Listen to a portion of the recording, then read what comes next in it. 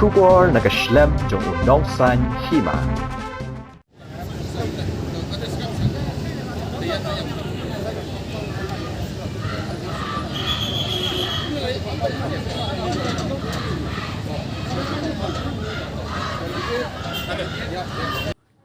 Kertong kaseng Kongres na North Shillong constituency uba JA Lyngdoh ha ka nyoter gubernur rempang arajar arpulai ka sngi bakut jong ka jing thep kerteng ulawan ban thep kerteng kumu kertong ubanye khun ya ka election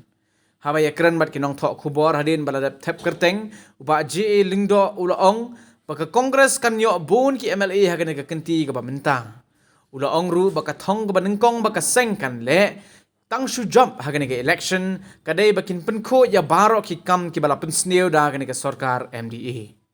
kin pait ru ya ki wei ki kam penroi ne ke benta ke jela baro ke wei ula ongru baki Paidbah ke North Shillong constituency ki da Ïohi ba unyo ya ke jingjom ula ongru baki Paidbah ki la kemen bahana do ba ula mi ne ke BJP Shusho ula ong baka seng Kongres kan job amduna ya ka khat nyo hadu khat prangut ki MLA ha kani ke election ka ban salong ha ka arpu nyo tarik benar rempang arajar arpu lai. But in fact ya ki wei pat ki overall development ke ki bangi bela. Untuk ni bidang premium life part nak ada BJP. Kata ki aspek anu apa dia? Kami ki Paidbah jang ngaloi ki Paidbah jang 17 noi kalau dep expect lupa bagi tingjob mentakasin kan wan ndai tangang ni. You will get more seat in the state this time. Tapi kita fair ni apa dia you can kan di sini orang nak Kongres lah. Tapi kita fair. Kemudian jinga fair tambah mentah kedai ka bagi Paidbah ki lak kemen plat hadian bagi mi ke BJP. Bat katahi kalau dia ke message bagi Paidbah ki su up setang yang ka artinya tarik bagi KBG board. We expect no saya gini ki kostong yang Kongres ke job ini election harga jela berapa? Ndai bagi expect katkom ki report ki bang iyo na ki parlok na brosura easily ngin cross ya ka 17 18 ngin cross right katangin siap pet that the result comes first and after that then you will see kata ketiknya kan clear baik menginform mangi indor gaman kuslai nomor baki Paidbah jong ka state borok we kila ngia kila kedang ya kijing sensial jong kini ke MDA borok sansna tak kata cua Dari apa sih? kamat ke bakmat do mai deflection ndai tama kerja kani kendai ka historic day na kereta ya borok ikan di tu bangka na kuat dengan itu pas the only party that will secure the maximum of the MLA this time Congress will get more seat than any other political party kita akan clear dan mat kata kamat peningkong ai kalong ba in clean up ya ki best borok ki ba ka ni MDD melakukan pelak pada ya borok ki election second president government in happen take care tadi peningkong tam